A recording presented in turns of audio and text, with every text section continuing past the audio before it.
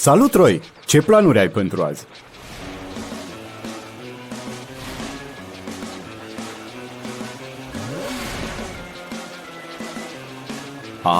Înțeleg. Te întreci cu Jerry mașina de curse? Poți să mergi mai repede? Excelent, Troy! Vei câștiga!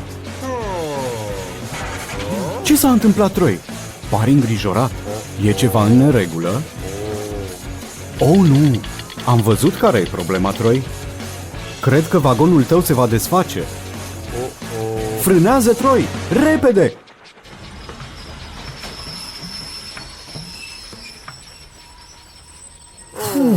A fost cât pe ce. Nu te îngrijora, Troy. Îl voi chema pe Tom, camionul de tractări. El te va repara. Tom! Hei, Tom! Trenulețul Troy are nevoie de ajutorul tău. Îl găsești în gară.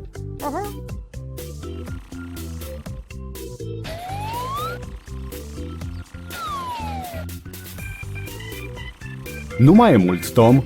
Aproape ai ajuns. Înveselește-te, Troy. A venit Tom să te ajute. Să-l ducem pe Troy la garaj și să-l reparăm.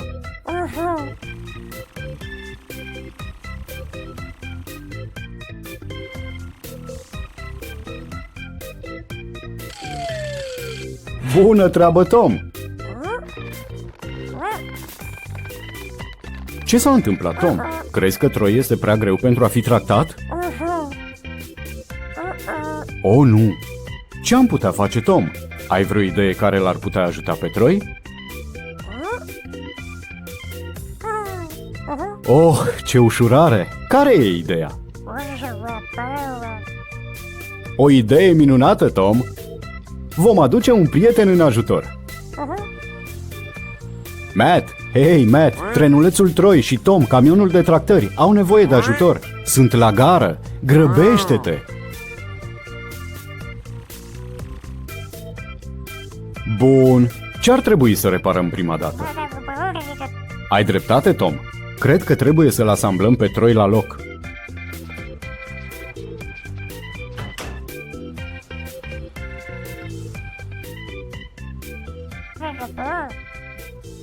Ok, Tom. Matt? Trebuie să mergi înapoi la garaj să mai aduci scule.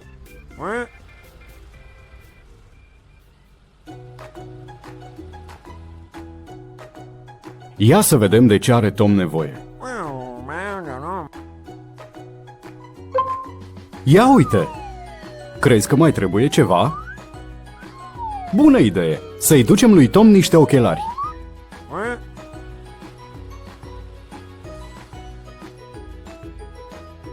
Bună treabă, Matt! Excelent! Acum e timpul ca Tom să te adune la loc.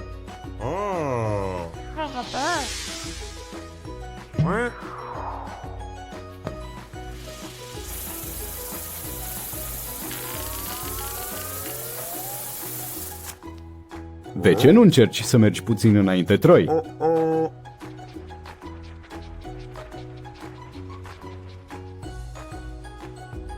Bună treabă, Tom! Mai e ceva ce ai putea repara? E perfect, Tom! Troy, unul dintre stopurile tale de frână nu funcționează. Matt, ai putea să mai mergi odată până la garaj?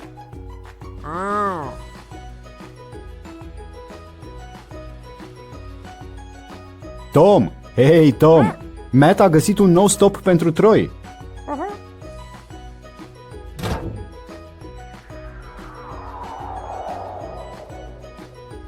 Și ți-am mai adus și niște vopsea. Bună treabă, Matt! Acum să-l terminăm de reparat pe Troy. Să scoatem stopul spart și să-l înlocuim cu cel nou.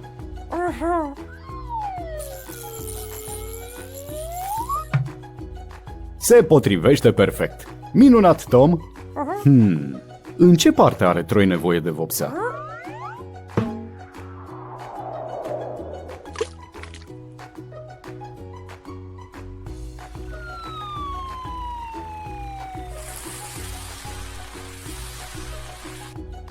Arată minunat! La revedere, Matt! Mulțumim pentru ajutor!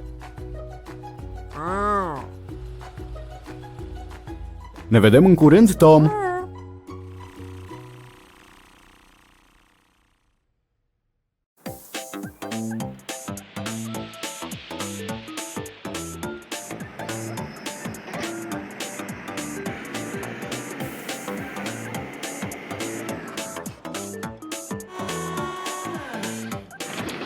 Cineva e nerăbdător să se joace.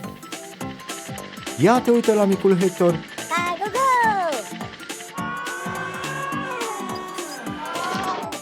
Dar de ce nu te joci cu prietenii tăi, micule Francis?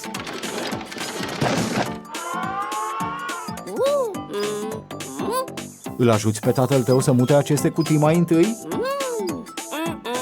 Ce băiat drăguț!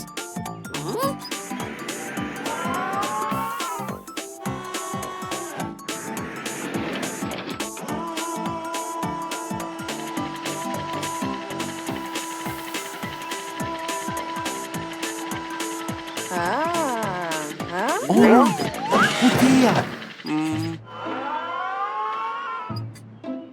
Bietul Francis. Micule Hector, mai bine l-ai chemat pe Tom, camionul de tractări.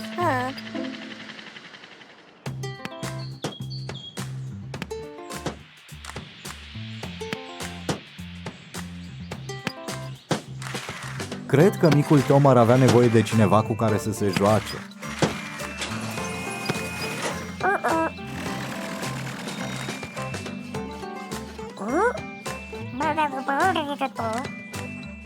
Ah, bună, Tom! A fost un accident la șantier. Ai putea veni să ajuți? Minunat! De ce nu vii și tu, micule Tom?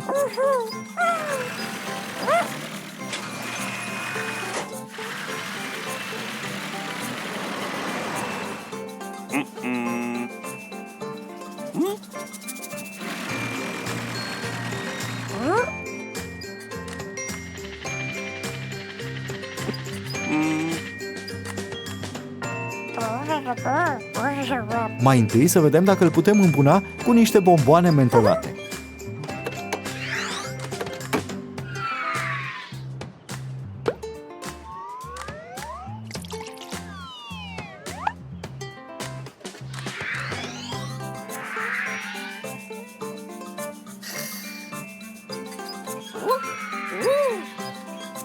Haide, micuț prieten, să te ducem la garajul lui Tom.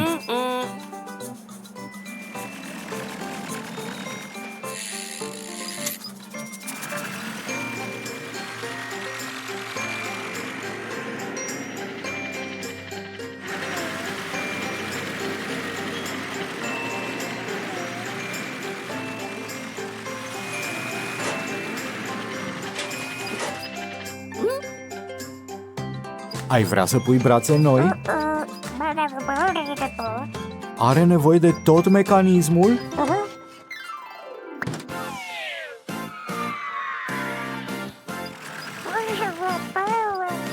Așa este, micule Tom. Cred că a fost o cutie foarte grea de s-a întâmplat asta.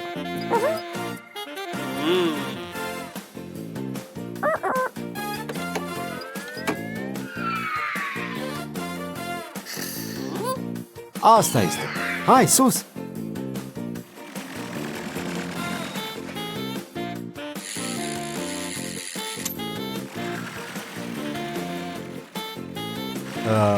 Tom? Poate ar trebui să le pui pe cele mici în schimb?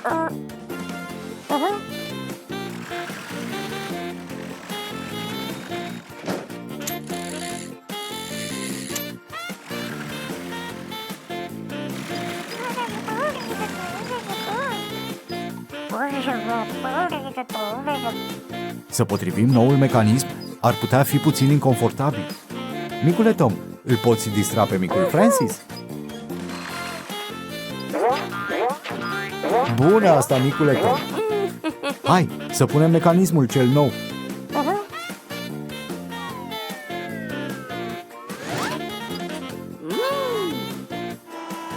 Se potrivește perfect.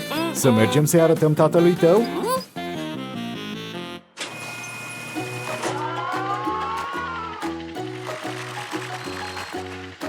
Nu mai fiți îngrijorați, prieteni, e ca nou-nouț.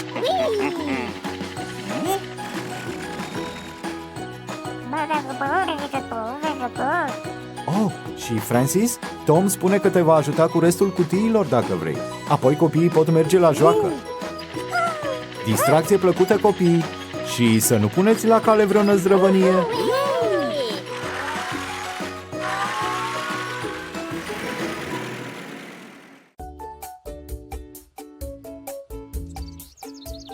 Salut, Pickle! Ce mai faci azi? Transporti cutii la șantier? Excelent! Ia uite, e taxiul Jeremy! Hei, Jeremy! Oh, semaforul e roșu! Mai bine am oprit să-l lăsăm să treacă! Încetinește, Pickle! Ce s-a întâmplat? Nu poți încetini? Oh, nu! Dă-te la o parte, Jeremy! Oh, nu! Pickle, ești bine? Mai bine îl chemăm pe Tom, camionul de tractări, să ne ajute. Tom! Hei, Tom! Camioneta Pickle are nevoie de ajutorul tău.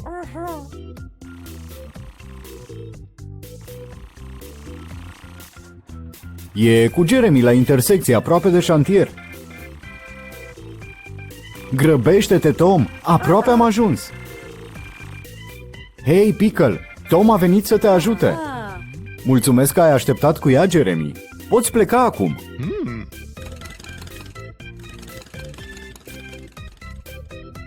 Să o tractăm pe Pickle la garaj și să o reparăm?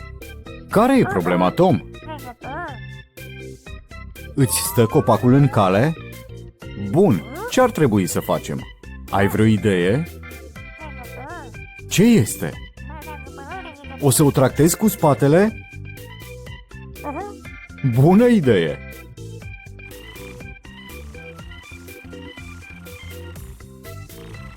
Excelentă treabă! Să o mutăm pe Pickle de lângă copac. Super! Să mergem la garaj.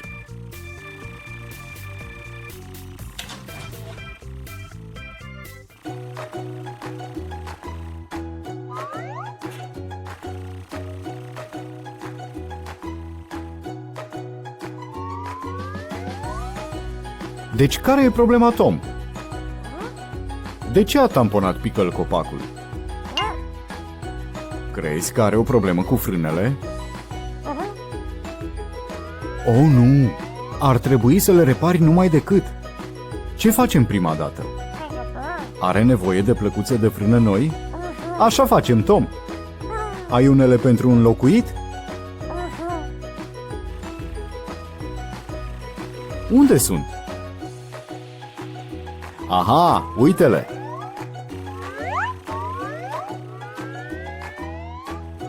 Să începem prin a da jos frânele vechi. Perfect! Acum le punem pe cele noi.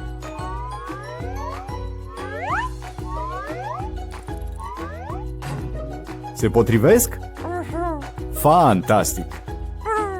Cum te simți, Pickle? Tom, mai e ceva stricat în urma accidentului? Ce este?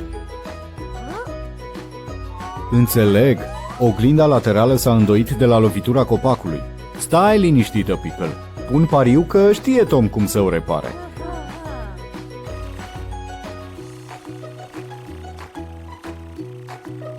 Uite aici niște oglinzi de schimb. Alege cu atenție, Tom. E mărimea potrivită? Nu aia? Aha, e prea mică. Ce zici de cea din mijloc? Perfect. E exact ce trebuie.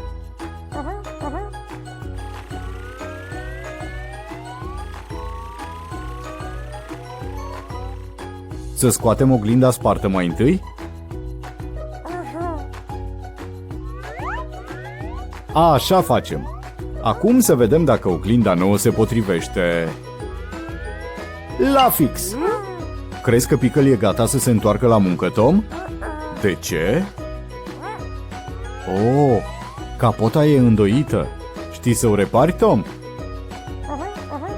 Bun. De ce avem nevoie?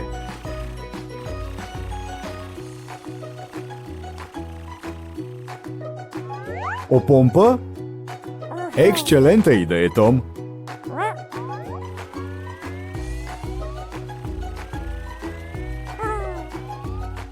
Și acum, Tom?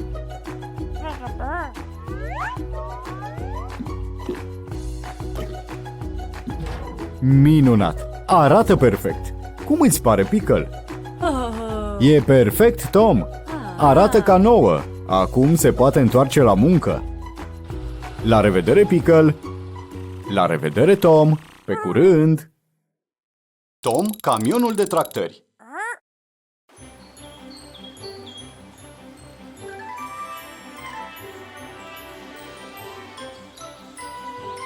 Bună, băieți! O zi minunată pentru pescuit, nu-i așa? Tu de ce nu te alături distracției, micule Tom?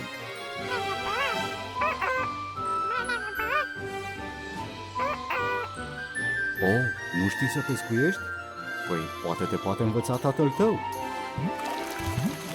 Hei, uite! Henry a prins un pește! Wow! Cred că este unul foarte mare. Oh!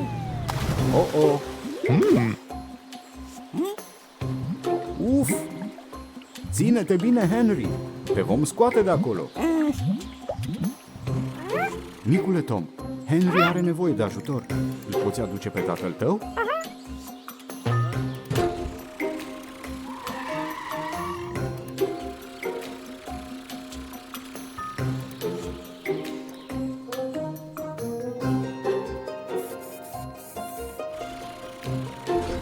Bună, Tom! Micul Tom e aici să te vadă. Henry a avut un accident de pescuit. Îl poți tracta la garajul tău? Mulțumim, Tom! E acolo, la lac, cu Jeremy. Să mergem!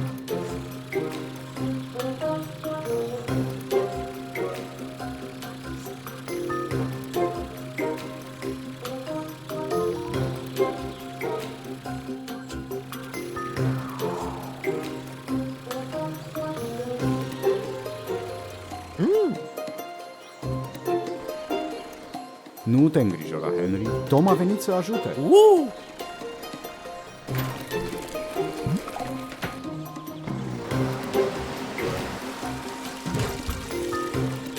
Bună treabă, Tom.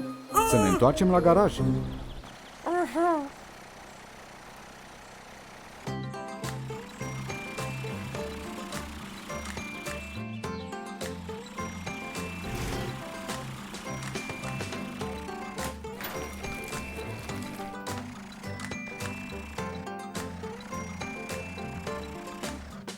Care e paguba? Un parbriz spart și un interior inundat, nu? Îl poți repara? Minunat! Să trecem la treabă atunci. Cu ce începem, Tom? Noul parbriz.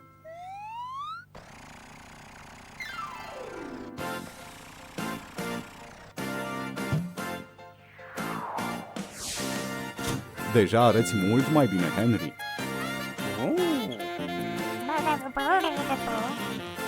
Vei usca interiorul lui Henry?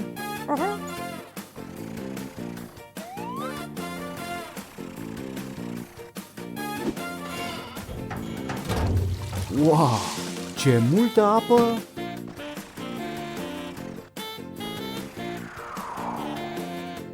Minunată idee! Asta îl va usca pe Henry imediat. Mai ai și alte idei, Tom?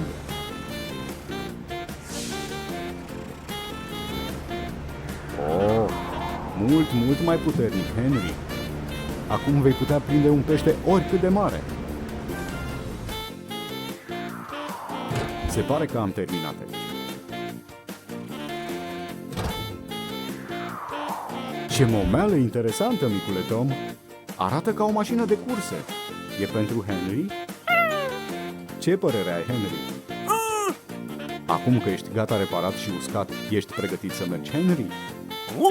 Mulțumim pentru tot ajutorul vostru, băieți, ați fost minunați!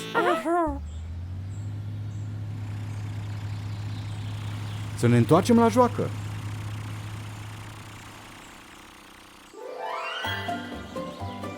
Vă distrați bine?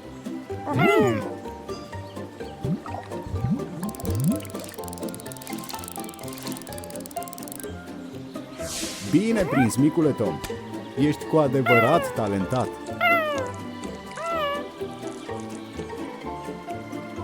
La revedere, prieteni! Ne vedem data viitoare!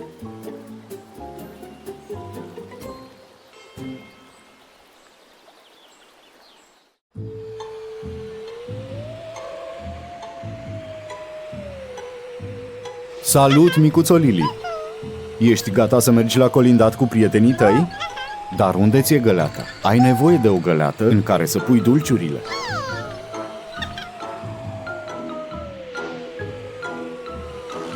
Wow, Lili, e o găleată foarte mare.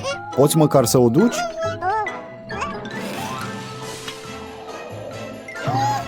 Ești sigură? Pare foarte grea.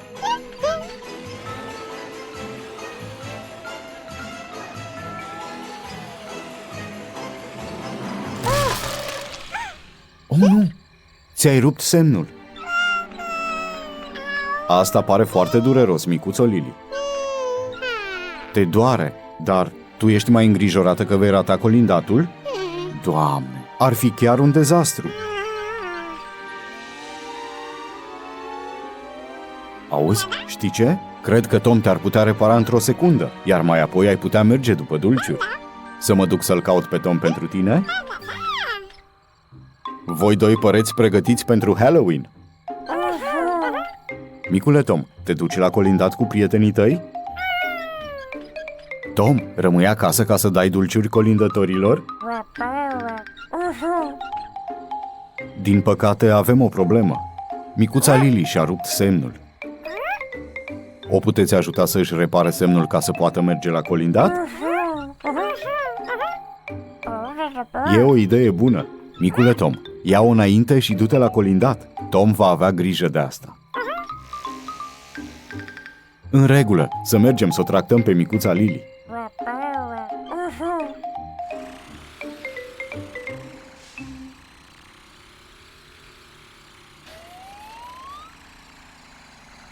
Mai bine te-ai grăbit, Tom. Se face târziu. Micuța Lili va rata colindatul. Ce părere ai, Tom? Îi poți repara semnul?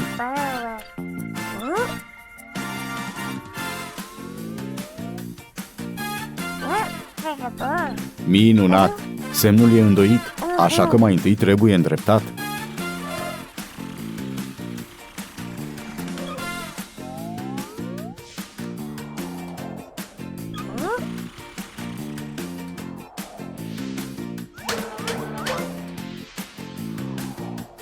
Bună treabă, Tom!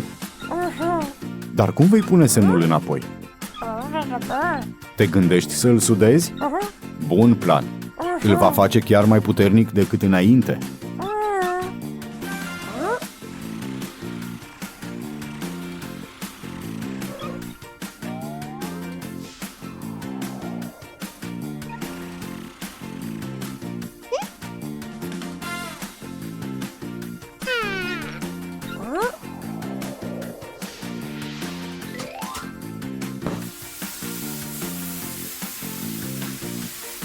Așa, mai bine decât când era nou. Dar, micuțo Lili, nu cred că ar trebui să folosești găleata aia gigantică. Ai altă găleată pentru dulciuri? Tom, ai vreo găleată pe care micuța Lili ar putea să o împrumute? A, ai ceva mai mult decât o găleată obișnuită? Cum adică? Oh, wow! Ce e asta? Ce înfricoșător!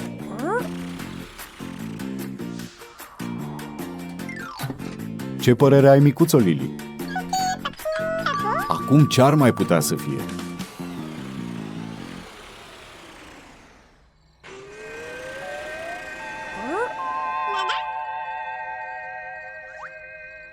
e micul Tom! Te-ai întors și ți-ai adus prietenii! O așteptați cu toții pe micuța Lili să termine ca să puteți merge la colindat împreună? Asta e incredibil de frumos, micule Tom. Mă bucur că micuța Lili nu a pierdut toată distracția. Bun, haide, la drum, micuțo Lili. Data viitoare să nu mai fie atât de pofticioasă. Nimeni nu are nevoie de o găleată atât de mare. În regulă, toată lumea. Veniți să vă luați dulciurile.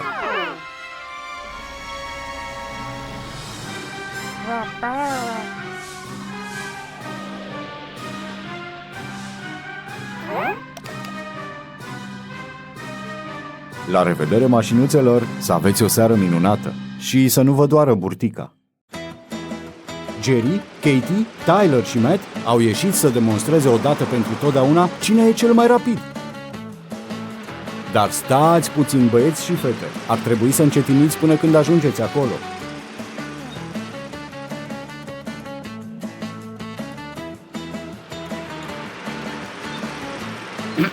Katie, încă nu. Așteaptă până ajungi la pista de curse. Oh, nu! Katie, atenție!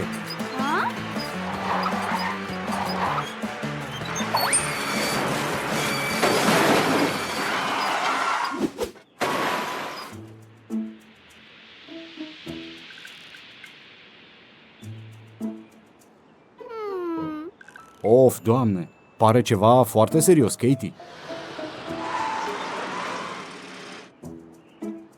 Din fericire nu s-a rănit foarte tare. Poate va fi reparată?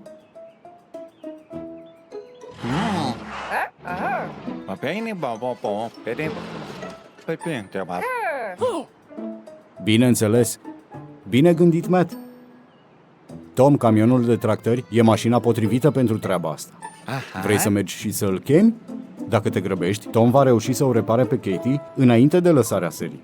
Altfel va fi prea întuneric pentru cursă.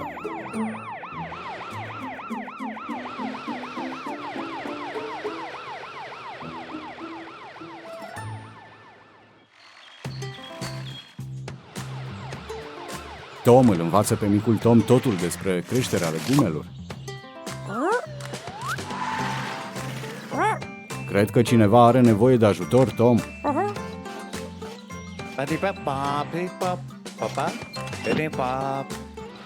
Katie are o cursă importantă, dar mai întâi trebuie să fie reparată.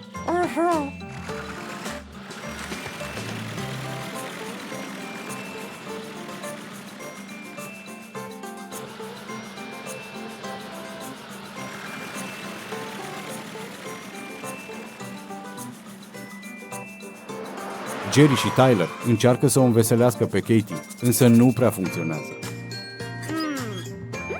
Ce spui, Katie?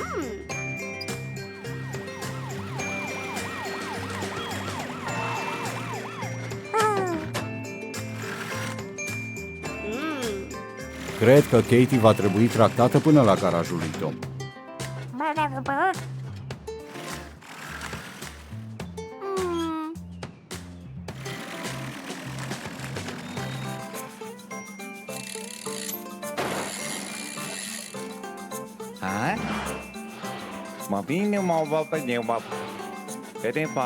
Matt s-a oferit voluntar ca escortă.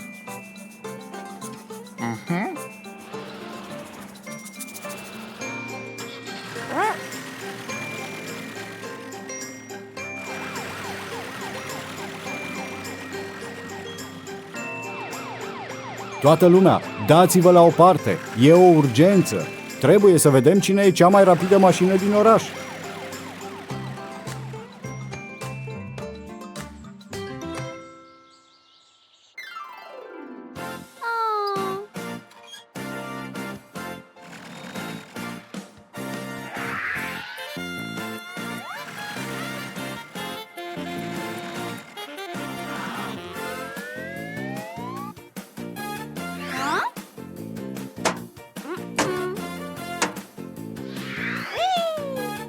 Tom nu a lucrat niciodată mai repede de atât.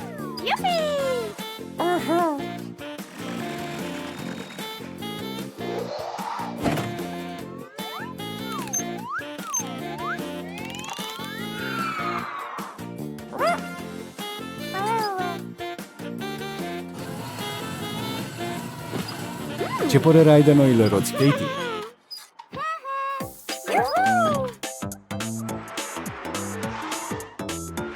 E minunat, încă mai e timp pentru cursă. Sunteți gata?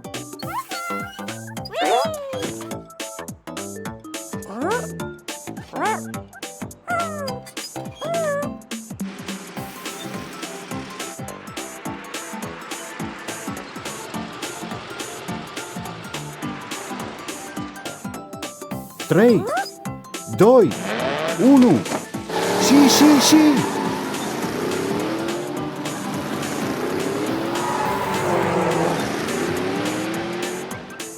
Minunată treabă, Tom! Katie a demonstrat că ea e cea mai rapidă mașină din orașul mașinilor.